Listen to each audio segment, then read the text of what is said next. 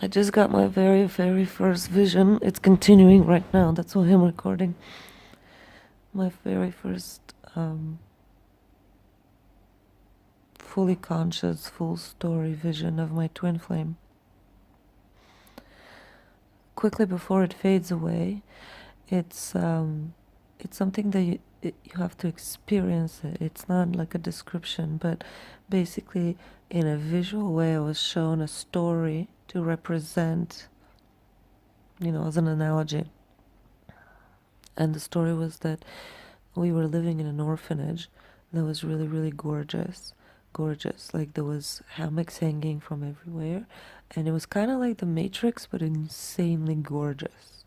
So we were all hanging in these hammocks. And I wake up in the middle of the night, everybody's sleeping. And all these little hammocks are just gently swaying. At the same time, it's permanent day. And you can see from my place where I sleep, um,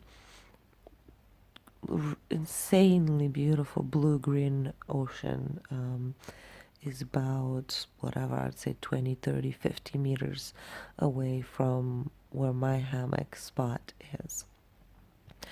I realized also at that moment that not everybody is fully asleep. Some people are a little bit awake, but still just gently swaying in their hammock. And I realized that I have never ventured to the excuse me, I have never ventured to the water, ever. Like, I've known that I'm in this insanely beautiful place full of possibilities, but I've never enjoyed any of it. I've lived inside my little hammock ever since I got there to this place. And that kind of surprised me because I then all of a sudden had the experience of fully living in that place. And it involved skipping and running and sunbathing and diving and just the heart. Like I said again, it's an experiential vision. So it was the heart was shown what it had never opened up to.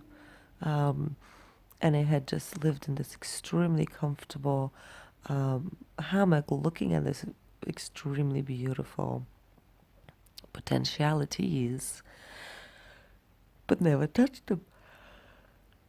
And I understood that that was an analogy for my life. And we're on this planet and we are not even realizing that we're not loving fully, we're not experiencing fully all that life, being alive, has to offer. So I thought, oh, how crazy. I never even noticed that I've been sitting in the shade here. And that's it. That's all I've done. Okay, so that was the first phase of the vision.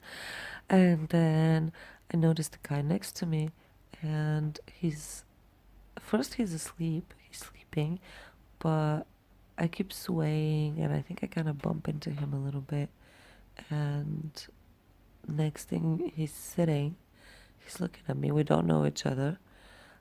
He's not gorgeous like I've seen bits and pieces of my twin flame in the past. Like yesterday.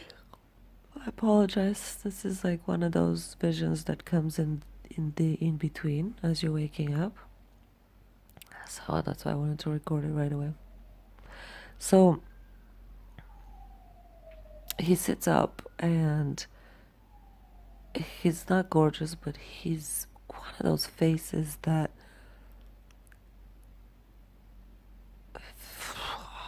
again, experiential. How can I describe this? Massively intriguing. You can't look away. Oh, I know who. Although I think that guy is gorgeous, but a lot of people don't. I'll think of the guy's name. He's a Spanish actor that, Christina something Barcelona, uh,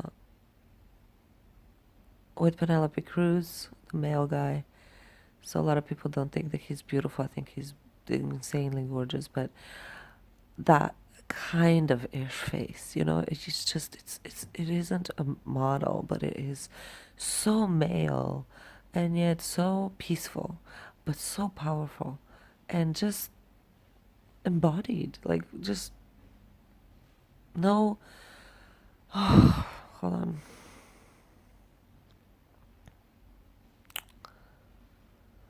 There's no childishness in it anymore, but there's also no longing for that childhood. Like, it's not missing, it's just all in there. There's no doubts or fears or complexes still living. He's just, is male. Anyway, and I didn't understand what was going on.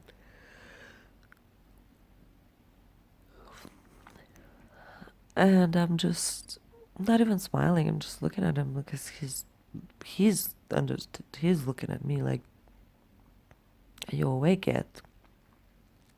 Are you waking up?" And we're talking telepathically. No words at all are coming out. Actually, he's talking. He's reading my thoughts and he's talking. That's right.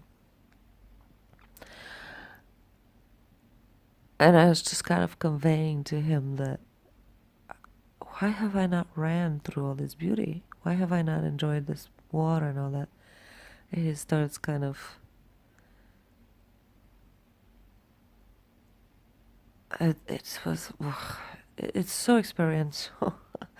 Because it's quantum, it's not linear at all.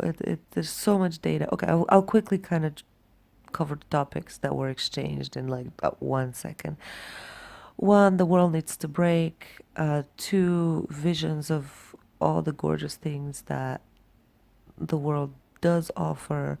And then what a newly rebuilt world, clean, an actual clean planet with magical animals and trees that we don't even have now because they can't live in this vibration that we're holding. But when we shift up, and so 5D, so I saw New Earth, and we were frolicking, as they say, through it. But it wasn't irresponsible. It was, on the contrary, it was just fully involved, fully responsible, actually, guardians, guardians of this entity, like very much like an avatar. Like, the creatures in the tree were one, responsible for each other, taking care of each other. That was the feeling. And we and the planet are taking care of each other, symbiotic, fully responsible relationship. Anyway, but in the real experience, sitting there in the hammocks, all we did is I reached out my right hand and I was looking at it in his right eye, and it was green. It was that green that I've seen many times so far. And I wasn't fully aware of what he was reading in my head, but I became aware of it slower a little bit. So he was faster than me. And I've had this in the last few weeks, or actually even few months, but gently, gently, gently from far away, that he's waiting. Like, he's like, I'm not ready. And sorry. And I've seen more and more of him, and this is the very first time that I have like a full-blown experience. Okay. So, but the green eye and the hypnotic eye, like, I can't, and some of the people that I've been seeing over the course of the year, they've embodied different parts of this as we get closer, as I become more prepared. But I didn't know what that means until right now. Now he showed me what it means to be prepared to meet him, and it's scary. And to be honest with you, I sat here before making this recording for a few minutes thinking, I don't know if I want to prepare for this. I don't actually know if I will make the conscious choice, although I already know that I will, but this sucks. The conscious choice of being with my twin flame, because it's a choice. You can stay with a soulmate the rest of your life and just kind of cruise it easy. Okay, so I'm looking at his well, technically left eye, but it's on my right, only. I I realize that that's all I can handle, because if I look in both, I'll lose track of the information that's being delivered to me. Like I'll just get hypnotized, and this has already happened. Like I said, with one guy that I was seeing this summer who had those eyes, and I'm so sorry, guys. I haven't even stretched, and like I'm literally waking up right now as I'm recording this. So, um, yes, one guy. So I saw this summer, the way that the twin flame energy was coming closer and closer as I saw, um, this man's face smiling, and the eyes. It was the eyes, and I saw them, the green eyes. And then he showed up in real life about maybe a week, not even, after I saw that vision. And I knew the eyes, and I mean the whole face, because I had like literally seen him, and mainly, of course, the feeling, the energetic signature. And it was really fun because while we would talk, uh, I would often tell him, I'm like, I have no idea what you said, because I was looking in your eyes, and that it's completely hypnotizing. And he showed me graceful communication and graceful patience, and just so many incredible things I'd absolutely never ever seen. Honestly, never seen. That was like my closest to 5D relating on a daily basis, and it was glorious, glorious. And he was an instructor. Um, for people like me, basically. He was an instructor for people who are ready to transition to 5D. And having the opportunity to have that communication. That's a kitty trying to open the door, but I'm not. He's upset that I'm not getting up and opening for him. Like, what are you doing? Um, so, anyway, so I have already kind of had that training, so to speak. So I knew not to look in both. And this man is having the same green eyes, and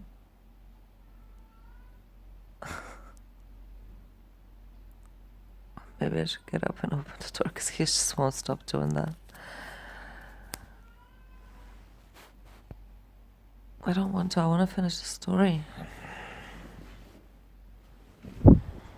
So, and I reach out my right hand, his left hand, and basically, as we're swaying on these little hammocks, having all these realizations, um, I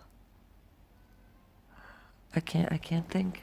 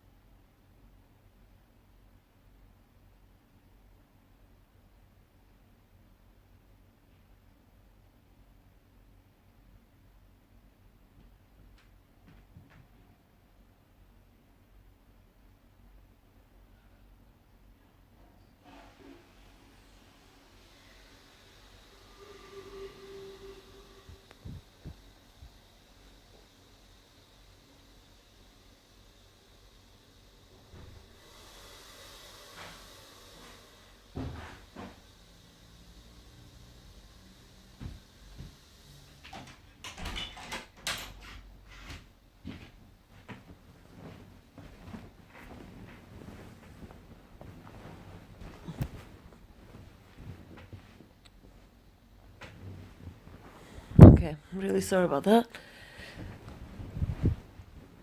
And it's really annoying because I'm losing the sensation as I wake up more and start moving and things like that. But that's why I want to hurry and relate the feeling. But it was so strong, though. It was so solid and visual and experience. It was a complete experience.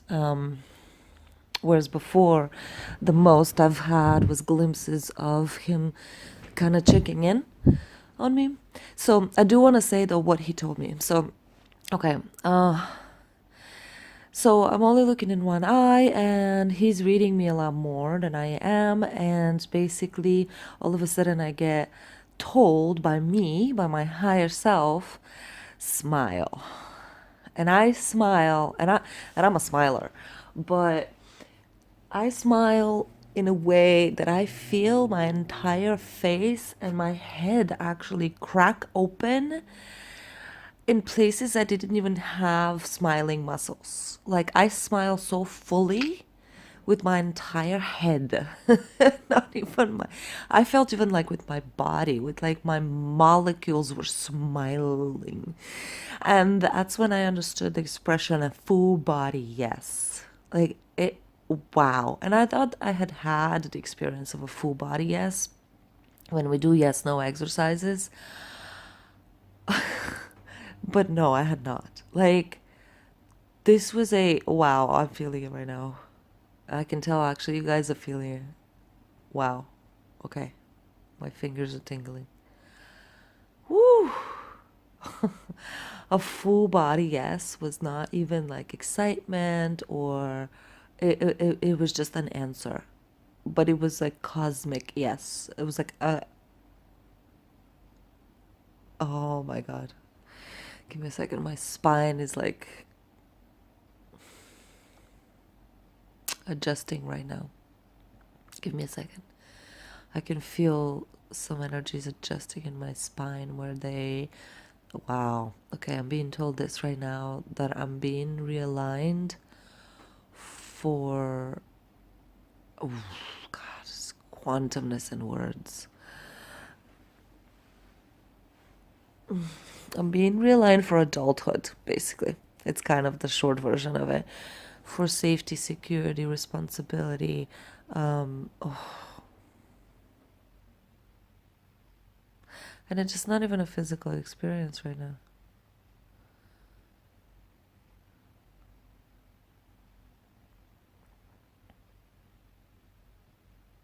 Okay.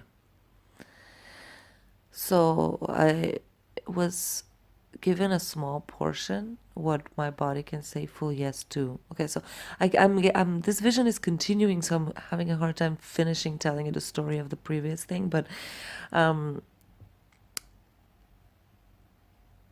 anyway, so I smile in this full body yes and start noticing bones and muscles that are hurting from how much I'm smiling. And he doesn't answer with a smile at all. He just continues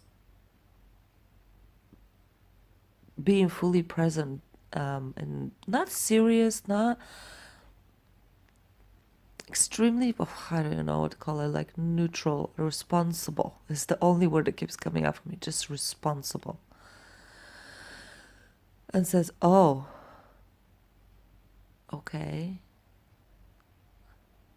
So we're going to start it then. Just me and you. We're going to start it. And I don't know what he's talking about in that particular moment, but I nod my head and I'm like, yes. I don't say anything. I'm just, again, full body, yes. We're going to start it. And then the visuals disappear and he starts coaching me of what it will take to start it and what it is. And basically, it was the revolution. It was the,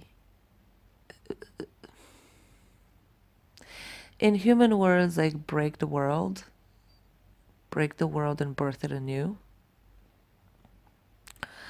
In the vision that he showed me, or in the communication rather that he showed me, it wasn't so dramatic in a way, like, but it was fully finite and completely new, but it didn't have drama attached to it. Words have drama, like our way of communicating and experiencing things has drama.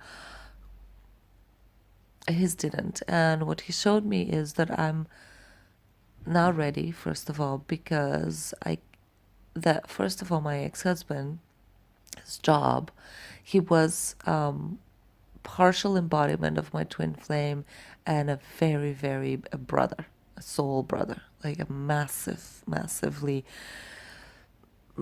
soul brother, which, no joke, we have been struggling. I have been struggling literally up to yesterday to understand the relationship with my ex-husband and to try to figure out why I'm not able to let go. And so what, and by the way, when I looked for his name is Alex as well. So that made me laugh because that's my ex-husband's name. So so again, your twin flame will be present in a lot of your relationships as you get closer to that energy, and he will basically be embodied into a being. That's what it is. So that he is an energy, is obviously a soul or whatever, actually I don't know, and it will be pumped into animate. It will animate different humans, basically, more and more as you get closer to each other. So as you're dating and having relationships. And so what he showed me still on the hammock, holding my hand, looking in that one eye. First of all, he showed me a beautiful life together. Whereas so far, all the beauty that I had experienced in life, and believe me, I'm a person who loves life. I love humans. And why I love it is because it's just, I look at it, I've always looked at it since I was a tiny little girl. So I was born, I opened my eyes, and I remember this when I was a baby. I'd open my eyes in the morning and I'd be fascinated with everything in sight, literally. And my mind's been blown by the beauty and interest of what I'm seeing,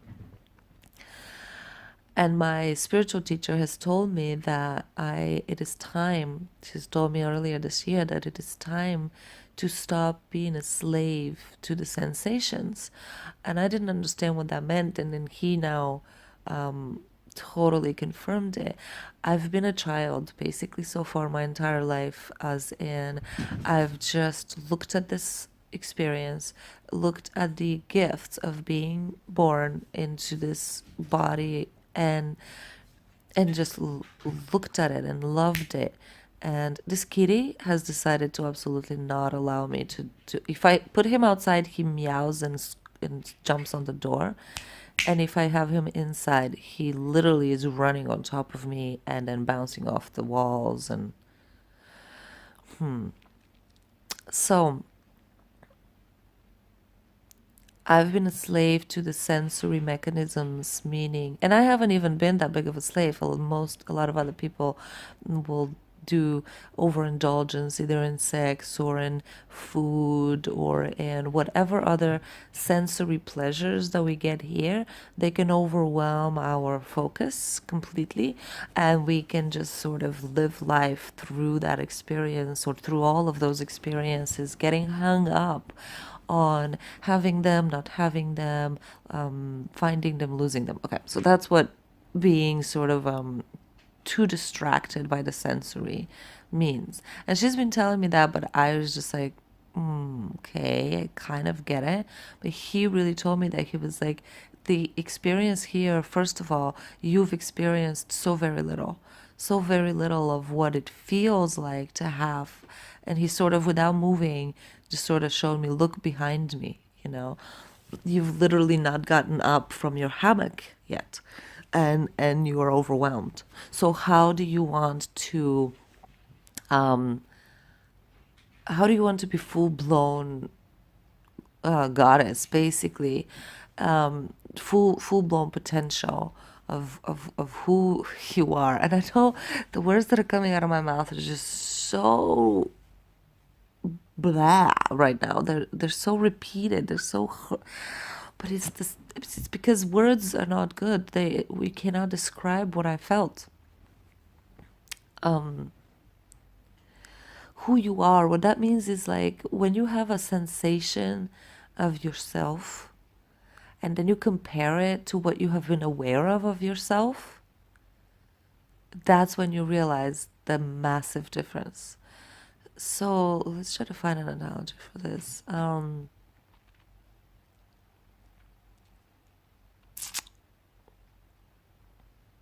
Nothing's coming up right now.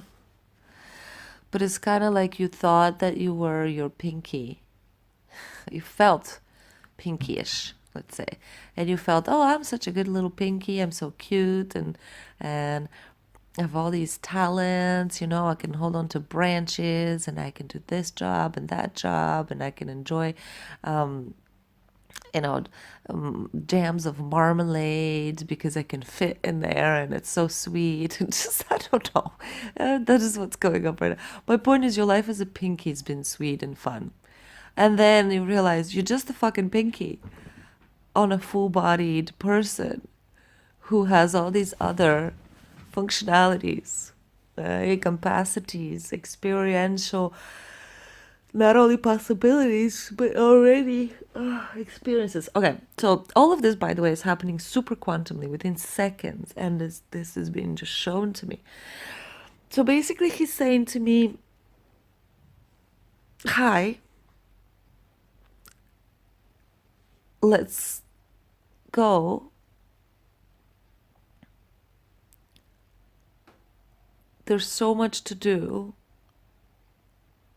You're not ready.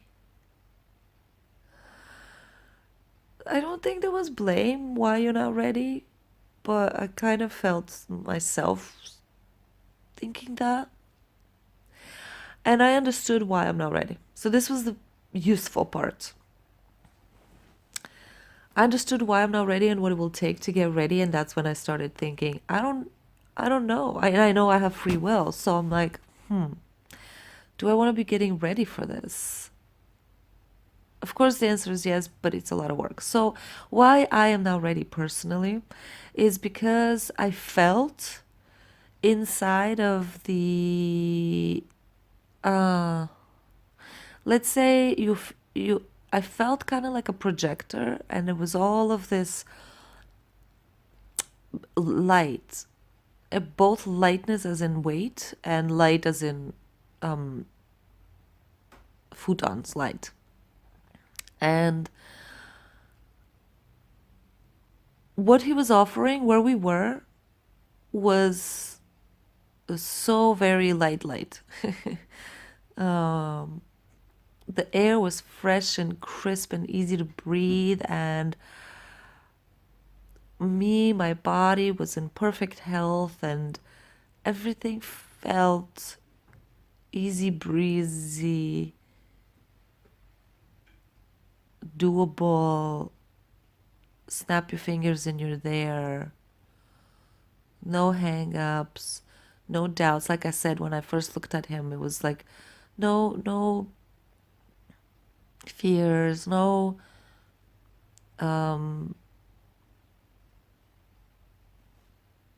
those human little factors that we in our ascension process cleanse and release and let go of. They're not there, and it's just this. What are you doing, kitty? Where is... I don't even see him. He got inside my closet. Hi guys, I swear to...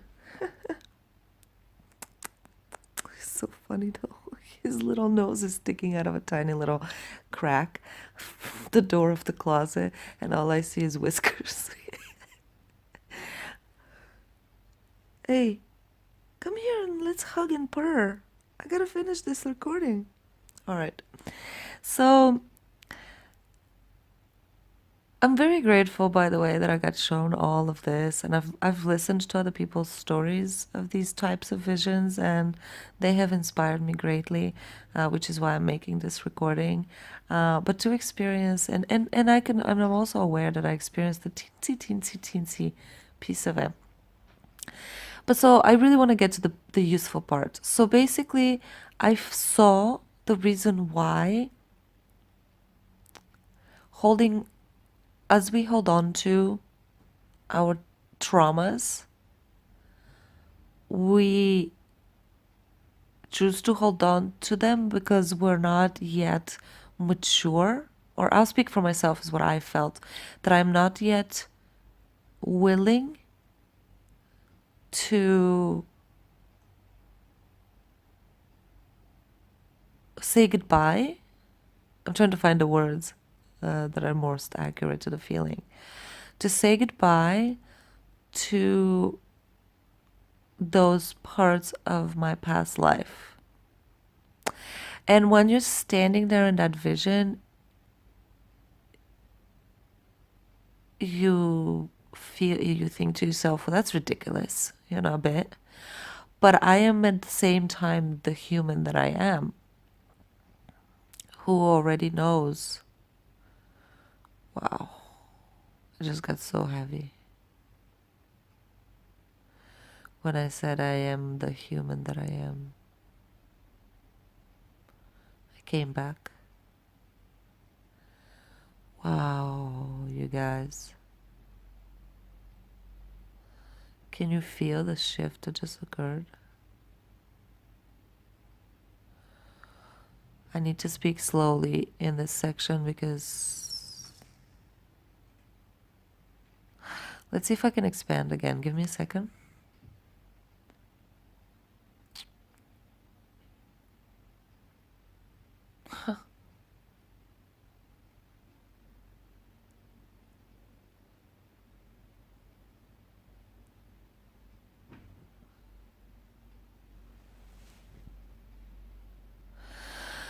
So what just happened was I was expanded into her. I was her this whole time.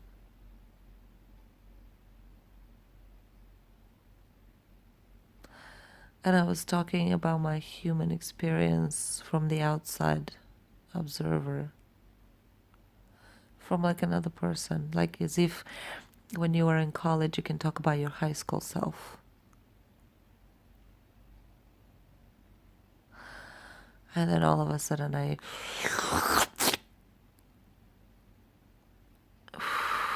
merged back with my high school self.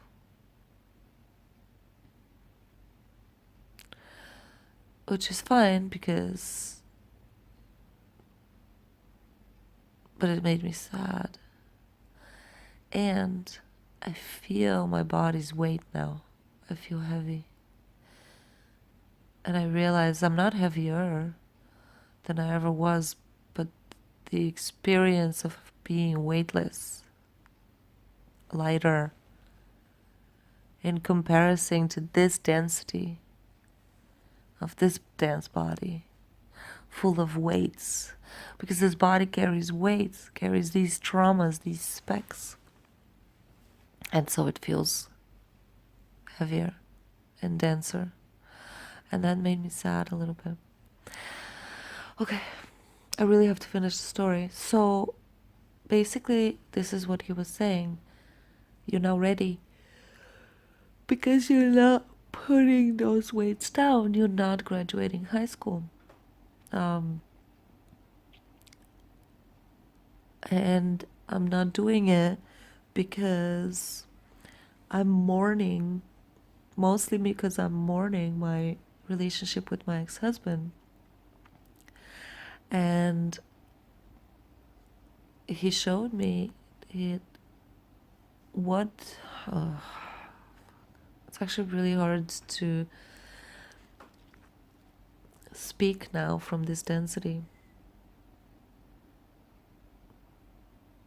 Like I have to go so much slower.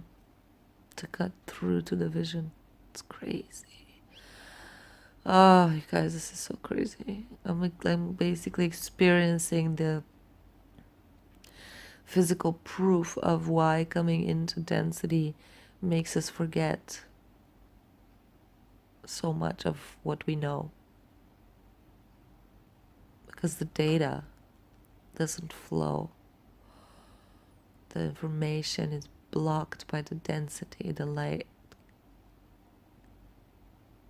Ugh, God, Jesus. Okay. I still know it, but to get to it, to access, it's like a slower hard drive. It's still there, but my processing power is just light years slower right now. Okay. Important pieces of information. He's saying, so my ex-husband, basically his job was to crack me open, to break my heart. And he will continue to break my heart as long as I continue to try to put my heart back together. Because what my ex-husband's task was, A, to show me, to graduate me to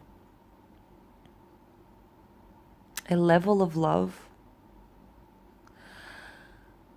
that I had never had the capacity to experience before, which is true.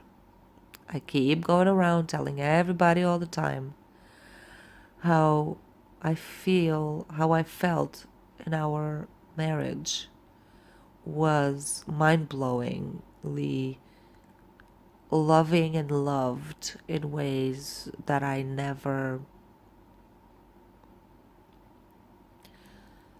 even pictured, honestly. I mean, like, before we got together with Alex, like, I would have never pictured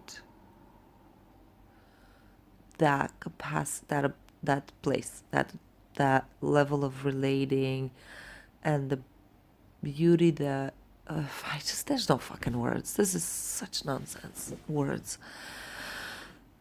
But I've known this before, though, that and for so here's been my dilemma so far, is because what I experienced in my marriage was so beautiful compared to anything in my human experience before.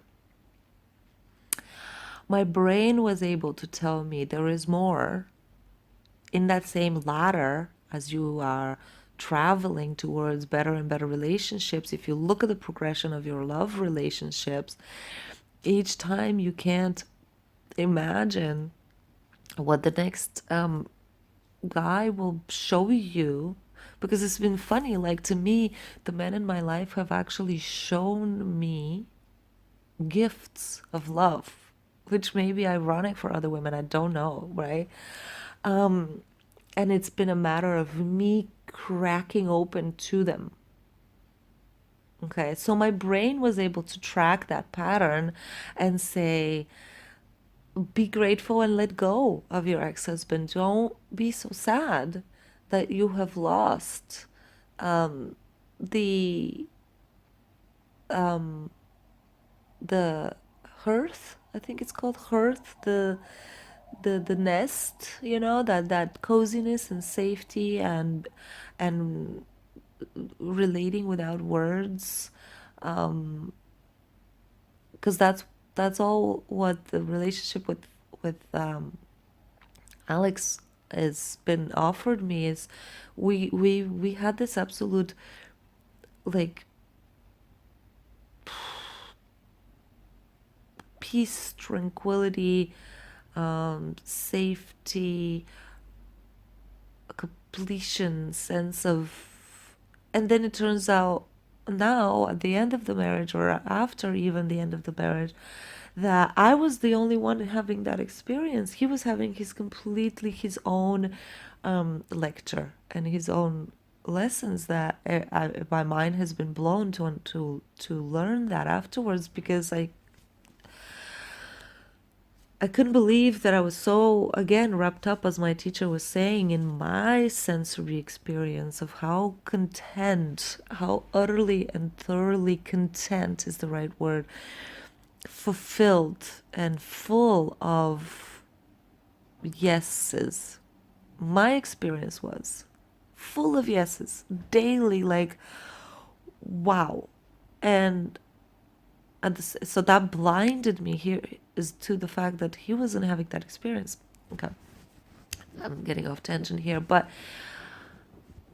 so the point was that my twin flame energy showed me that even though the most spectacular love that I had felt so far in this human heart has still only been a sleepy hollow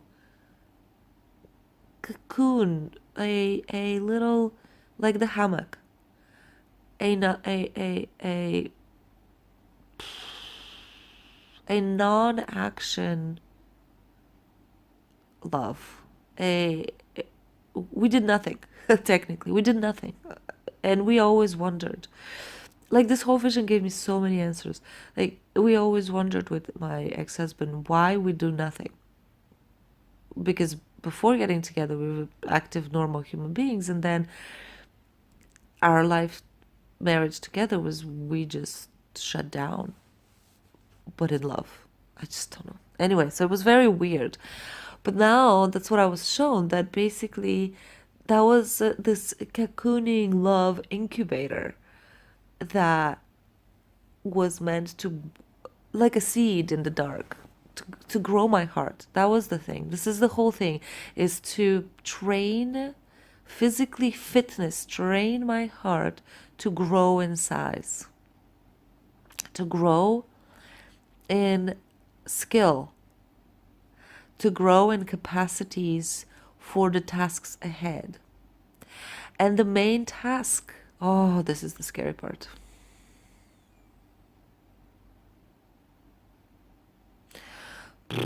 My spine just chilled. Boy, my body is currently experiencing the terror of what my soul is suggesting that we need to do, but on a physical level, your molecular structure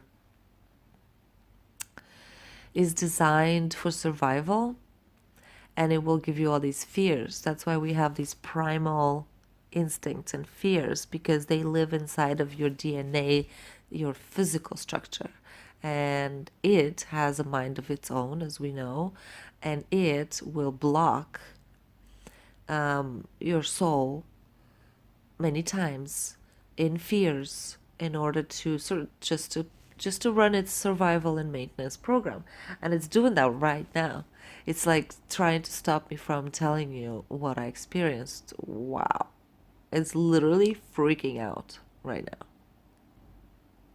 Like I'm having a panic attack in the body. Let me take a moment to respect its fear, because I don't want to overrun it. I could right now, but it's not nice, because you don't want to just continue to disrespect the vehicle's programs. You are in your vehicle and it has programs. Now you can rewrite them over time by taking the time to A, understand them, and B, like, work with them, respect them, and then maybe C, reprogram them. But you gotta go through the steps of respecting and acknowledging and becoming aware of and an expert at working first with your condition, which is the human condition.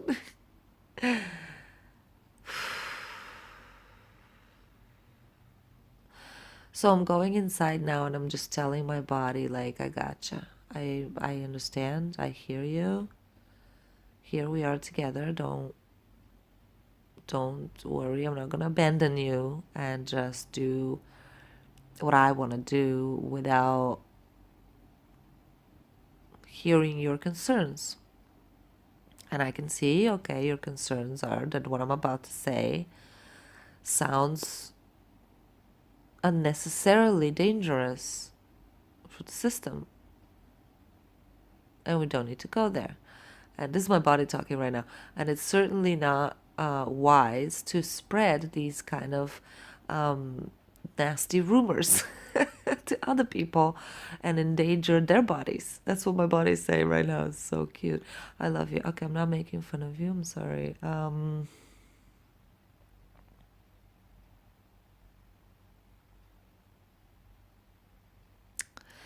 this is off tangent a bit, but it's very important to have a respectful working relationship with your body.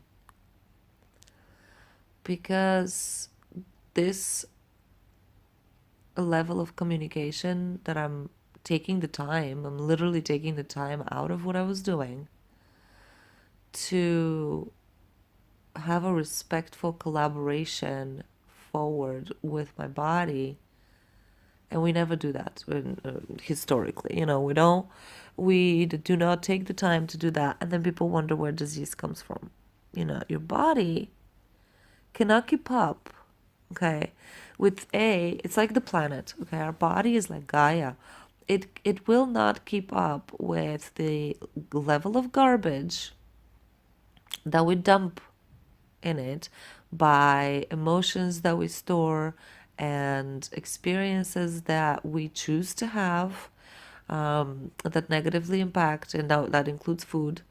I'm still guilty of that. Experiences that I literally choose to dump inside by ways of eating stuff that it clearly tells me does not want to have inside, but I'm gonna have that cake, I'm gonna have that meat, or I'm gonna have whatever. And that's on a physical level, and on an emotional and experiential level, we dump a lot of garbage into the body, and it cannot keep up with. Then at the same time, we're revving its engines all the time, asking it to physically keep up with our dreams, hopes, projects, working 12 hours a day, all this other stuff. So we're diminishing its capacity and demanding higher performance all at the same time, all the time. And this is where aging, it's just this morning is just not stopping, so I don't know which story to tell you. That's where aging is coming from, that formula of dumping garbage in and draining highest performance out. So it's literally like the planet. That's what we're doing to the planet. And that's what causes aging and disease and decay. Okay, so we can revert to that later. And we can heal the planet, and we can heal our bodies, and we can revert the damage that we've caused. So, okay, because I asked for this yesterday. I asked to be shown how we can revert aging, and this is how. So I'll keep exploring in that area more. I'm so sorry, I still have not told you. I still have not said what I was told that I have to do. And that is work out the heart.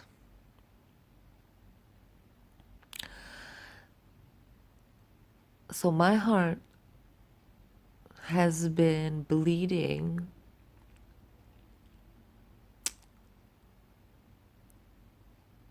for my ex-husband. Not, yeah, let's just call it that, because it's just too complex. But for the specific experience of the peace, serenity, I am home, I found home. And I didn't even know that I felt not at home. I didn't know how powerfully I wasn't at home until I actually found home. And I think a lot of people can relate to that. I've read a lot of things about that feeling. going home or wanting to go home. And I never had that feeling of wanting to go home. But when I found home, that's when I was able to compare the difference of not being home. And so with the relationship not being able to be, I've been bleeding basically for this home. And I've moved actually, and this is the reason why I moved so much in the last 2 years, trying to re establish a capacity for just leading my human life, just moving on with my actual human life, which means working, friends, decorating an apartment, watching Netflix movies, going out, whatever it is that the human life enjoys having, frolicking around outside of the hammock or even in the hammock. And it hasn't been able to be fulfilled. I couldn't do it. I just could not do it. And I've been like, this vision today has answered, if you were in my personal life, my personal friends, who I will send this to, they will know what I'm talking about, and they will know how massive of a answer and resolution this is to literally not just the last 2 years of my life, since I have been hurting and bleeding and searching and all that other stuff, but even yesterday and the day before, I was realizing that it's a chunk of 10 years, because August 2009 is when we met, and that's a whole other beautiful story of with my ex-husband, of how it was completely instant recognition of the soul contract. Like, just, that's what love at first sight is. Just boom, done. Shake hands. Here we are, locked in. And it was just, and that was August of 2009. And so, in my state of pain and bleeding and longing for either it to return, and then fully realizing that the humans, me and Alex as humans, are not able or even willing to return physically. And we tried many times, obviously, but we're not able to physically return back to each other. And yet, and again, I'll speak for myself, I'm bleeding, literally. I'm like constantly oozing this lovesick energy, and I am drained. I got nothing for the rest of the life. I'm not able to move on, rebuild the life, and continue in any way. And so all of this, I was at a loss of what to do with it, and how to move on. Running out of money because I haven't been able to work, because I just don't have the energy to be a functioning human being. And again, my friends and family have witnessed this in horror probably, and not know how to help me, and just everybody's been very supportive, but I had no answers. I couldn't fucking figure out now what, like, now what. And this is what the twin flame energy showed me. So I've been dragging my feet because the exercise is letting go. Sorry. And why is the exercise letting go? Because I got that message a long time ago through some other ways of synchronicity and whatnot, that the message was, the point is to let go. The point of the relationship now of Alex is to let go. And the longer I'm not able to let go of my longing for that feeling that we had, the longer I then worsen my human situation by running out of money even further, being depressed and all these other stuff. So why am I supposed to let go? Because this experience was nothing compared to what is required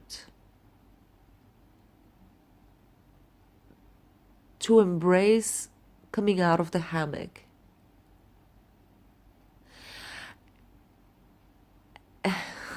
and living that 5D, I guess, I'll just call it 5D because it makes it faster, life that I was shown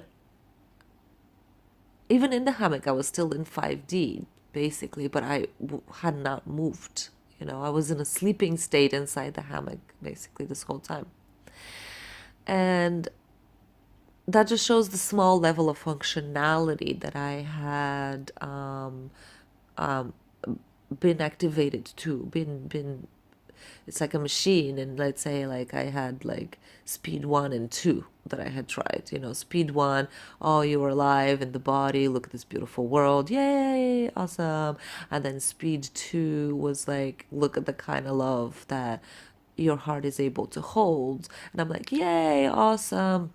But then when I'm being kind of thrusted into, let's go turn up the engines, I'm like, no, no, no, no, no, no, no. I want to go back home.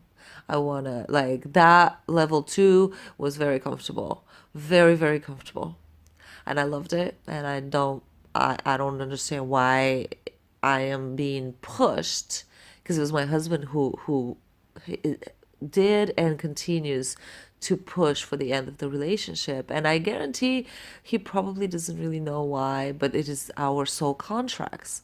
And we've been living with this massive confusion for 2 years. Like I said, I would even say 10 years. Like, massive confusion for me has been around our relationship. But I found the comfort of the love in there, and I just wanted to stay there. And I think in the past,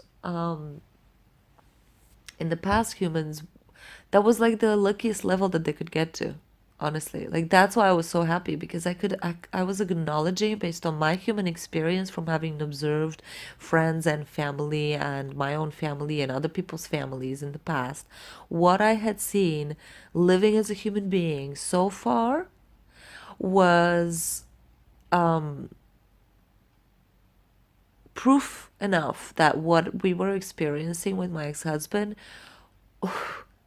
was, if not the absolute highest, really goddamn close to the highest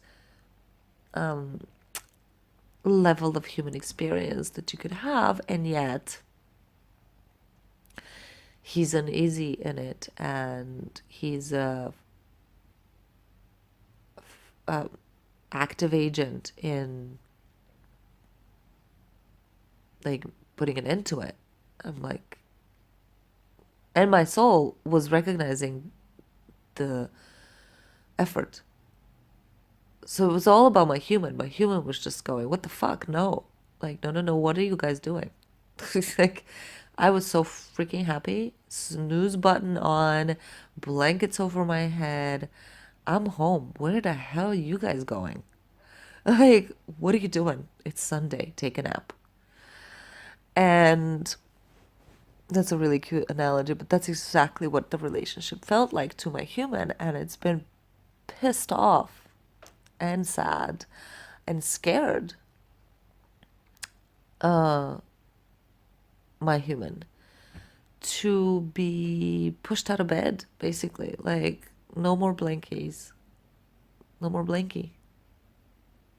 That's it, no more blankie. And I'm like, but why? So now I understand why. Because my heart, in order to live up there into the vision that I was shown, what that evolved heart, like his, was, it truly held on to no fears, traumas, longings, little tiny bits of whatever dirt. Like, it was not there. And it was not over boastfully proud or shining or anything. It just was able to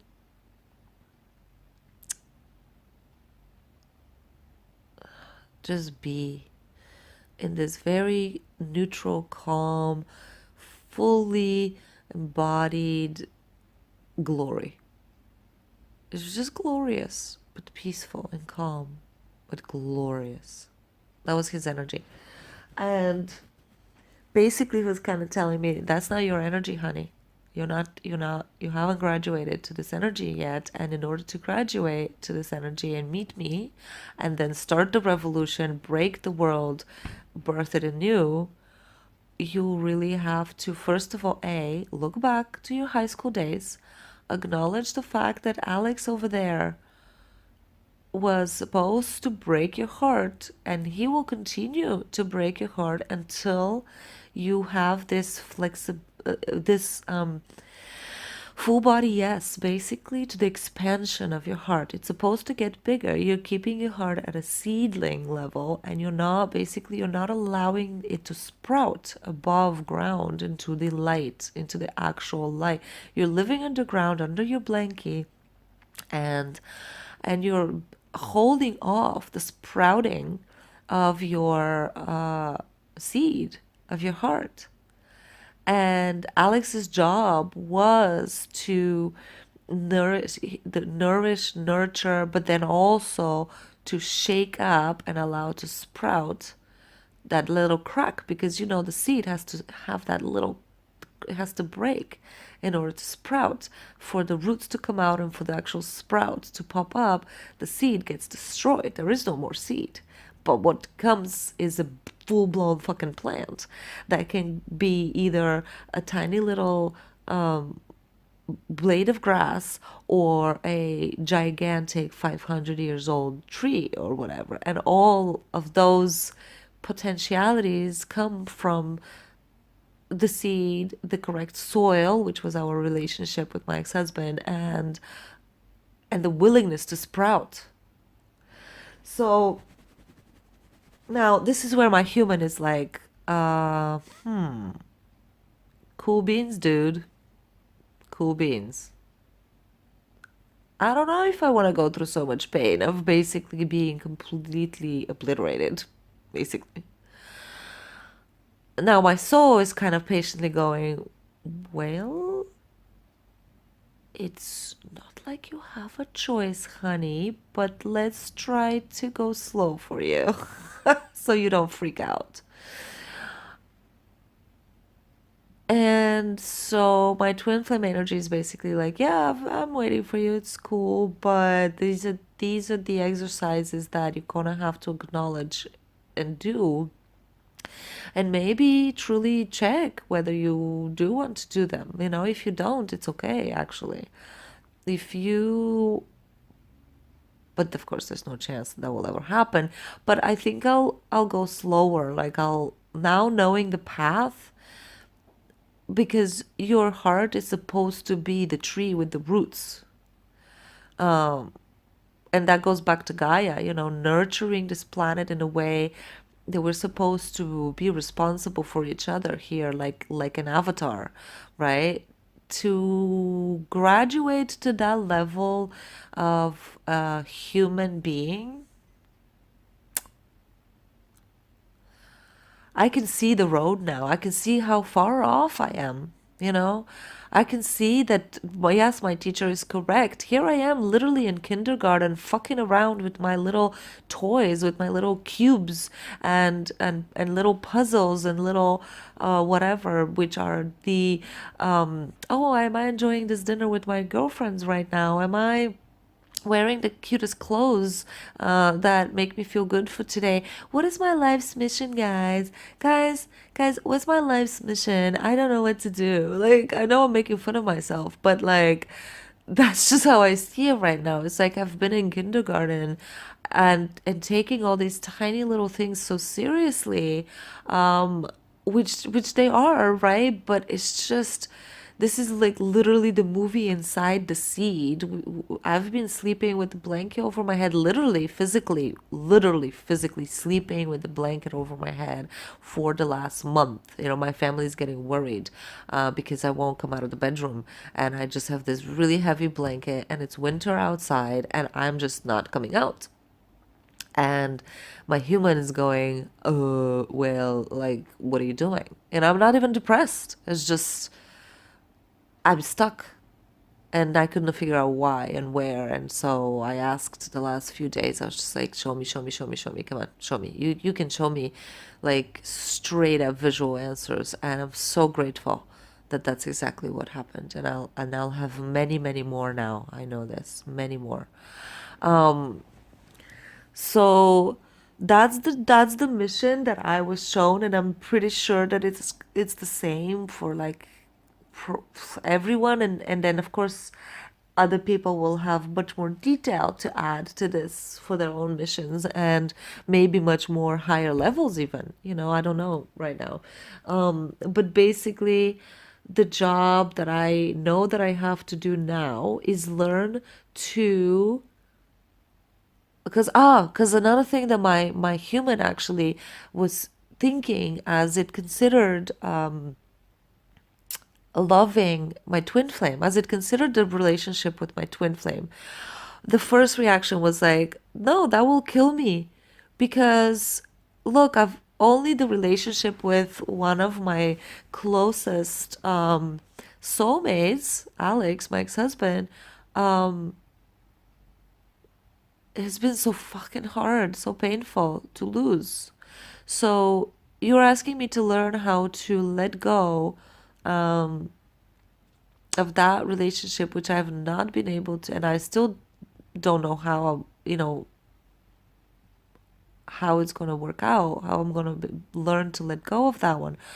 But then to also consider the twin flame relationship, which means actually getting out of the hammock and having a full blown experience around what creation has to offer. That blue, green water, those skies, they're just analogies for how much I have not yet experienced. Well, to lose that, I can't even, like, right now my body's shutting down. My spine, like, it, like, literally my body's telling me, listen, I don't have the capacity to survive that. I just don't. I don't do it. Please don't do it. I will die. And so that is the problem, you guys, of Ascension. I'm sorry, I'm giving my body time to relax.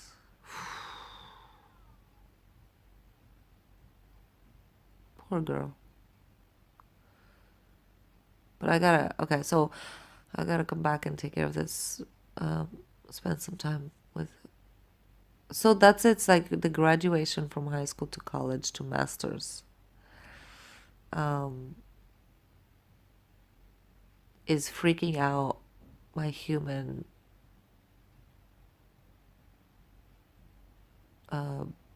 brain and actual molecules. But the ascended version of me, the lighter, brighter, peaceful 5D version of me, was saying that the way to get to her is to understand that my heart has to develop the skill to love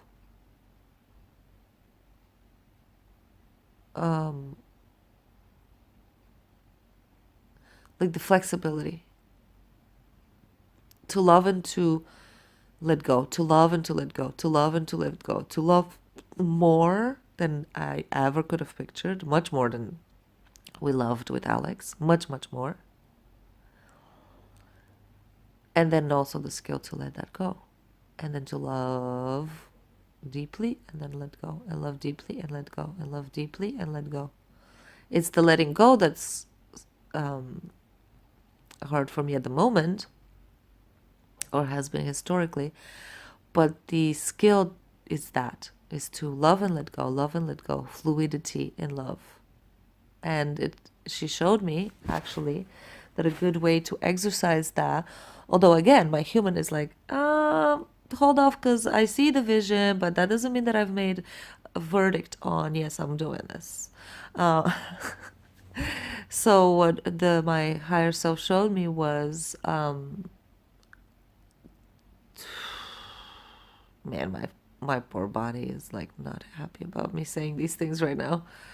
Is to volunteer at shelters for animals where, oh man,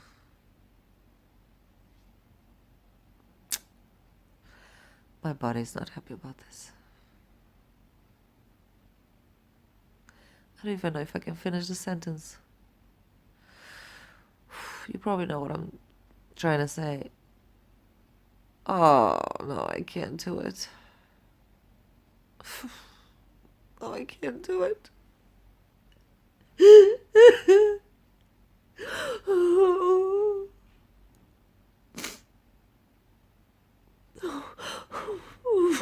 no, I can't do it.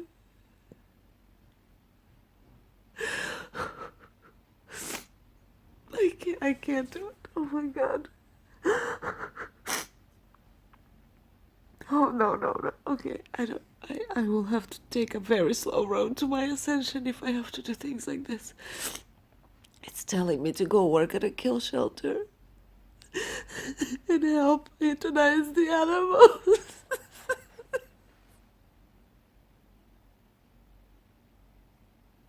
No, I can't do it.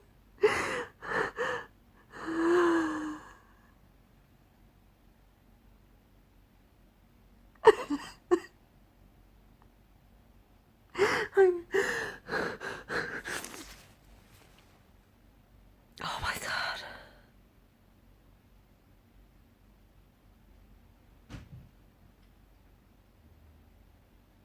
Oh, I cannot do that.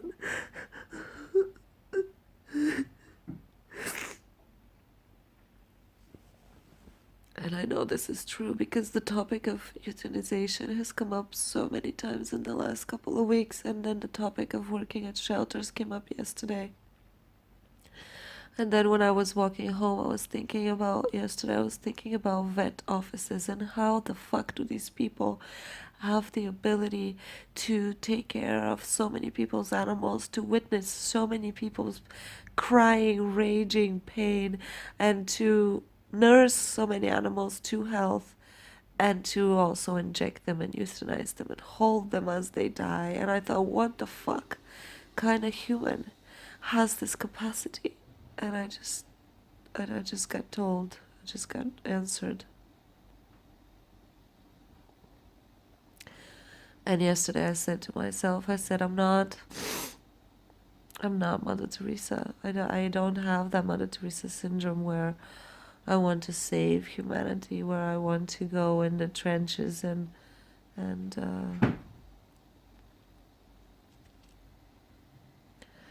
patch up the lost cause. Because why? You know? And I thought maybe someday I'll get shown why. That is that has been glorified and shown as a good thing to do throughout human history, including, Jesus. That's what he was doing, right? Kind of like, I will care for the leopard. Like, I will. And then I've been studying female energy as well a lot lately, and not really comprehending a lot of the aspects that I'm being shown and told through different lessons and different courses that I've taken, or YouTube, whatever. And now it all kind of got put together because I watched this movie, Mary Magdalene, and she as well, they were basically saying that she was the female embodiment of the apostles,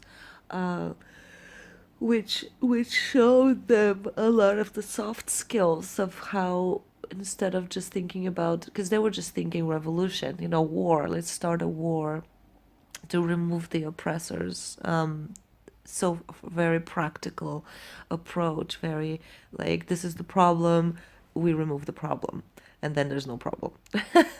Like that's what the apostles were doing during the movie, trying to start a war.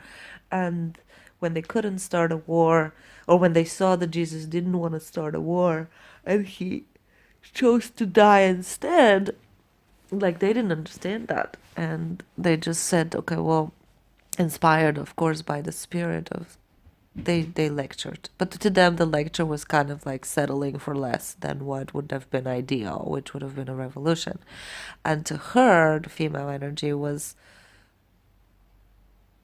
it, see, and this is proving to me that my female is not fully activated, is that I don't get it actually. Like she went into different situations that were kind of like a waste of energy in a way, because she would soothe the pain of people who were already dying, and then they'd die anyway, but she'd be there. She'd be witness. She'd witness. She would be in their eyes and she'd witness. And that was help enough. And I've always said through my entire life that I am massively blown away by the people who have that capacity to work in nursing homes, to hold so much sadness and pain. And I've avoided it big time. Oh my goodness. I've avoided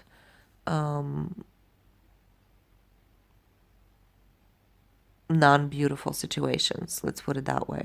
Non-beautiful jobs, non-beautiful, non-joy, and I've known this. This is not a surprise to me. I've made that choice, and I acknowledge that my capacity is this. And I've not been embarrassed about it, and I've told it to people who, people have yelled at me, even that I don't like do the news, for example, or don't engage with politics, or that I don't care and all this other stuff. And that's been true. I know I don't have the capacity. And one of the main things that I've never, ever, ever, ever, one of the biggest was this, the suffering of animals. Like, honestly, I don't flinch when I see a beggar on the street. I don't know. To me, that human made choices, honestly. Like, and I know, like, probably a lot of people are appalled now. I don't know, because I think we have different assignments, maybe. I don't know what it is yet. I don't have the answers, but I know that to me, human suffering has not ever been anywhere near as relatable, let's put it that way, as animal suffering. Super weird. Which, though, has made me shy away completely from the animal suffering, too, because I cannot witness it. I cannot consider it. I know it's there, and I cannot help. I cannot touch. I cannot fix. And that's why oh my god, I just understood my own male energy too. Like, sorry, like this recording is, I mean, you can shut it off at any time. Like, but that was the main message, was yeah. You're you're you've been sleeping. Still you've been sleeping. You have not done anything yet. You have not come out of your pod, so to speak, your development pod. You have gently been massaged into sprouting, and you're resisting your sprouting at the moment. And you have indulged in the cuddly, gentle, soft, sweet, safe blankie of your child's phase. But your teenager, like, which is the sprout, is pushing, and you can't, unfortunately, this is what the last years have been, of just this resistance, and you cannot, life will not continue for you. Life, like your human will just not be functional, because your soul, you're holding it in shutdown mode. So you have to allow the sprouts, which will involve your heart holding more love, without holding the fear of losing that love. So actually,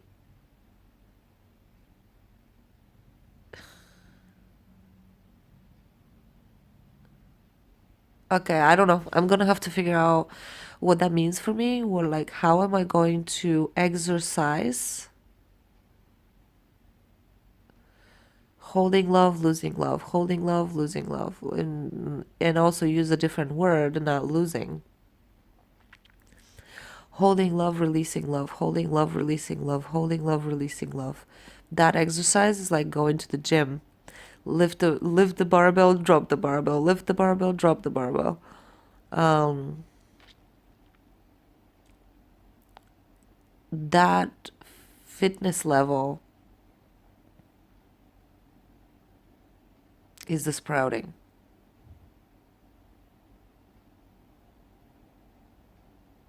Wow. Okay. I got a lot of thinking to do as well, and processing of this, but it was beautiful. It was beautiful. And another tiny little piece of information that I didn't mention yet. And mind you, this all happened. This all happened in like way under a minute. Way under a minute. I'd say the vision was all together like maybe, I don't know, let's say 30 seconds. But that again is only because my brain like had to wake up and process what it saw. Um, but there was one piece also that he told me was, don't worry, because when I started freaking out about understanding what I have to do to reach him and the 5D relationship that I've been after this whole year, um, he said, but don't stress out too much, because as soon as you are able to start holding love, releasing love, holding love, releasing love, holding love, releasing love,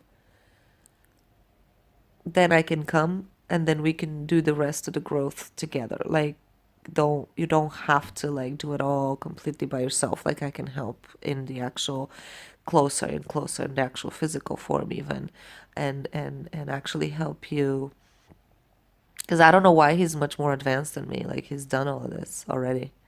Like, he's been waiting since I've been feeling him since, I don't know, I'd say like at least July or something. So now I gotta figure out how to come out of my kind of childhood habits, because when I think about it, like, what I usually think about is my comforts. Still, even in this enlightenment path, like, it's still been, I love my nesting, I love my objects. I was not able to become a traveler because I really wanted my cozy house, and I couldn't live out of a backpack. And all these things are very real to me. Like, I love my routines, and I still think in terms of wanting to set up a business that will give me consistent income, that will allow me and my twin flame to have a pleasant life.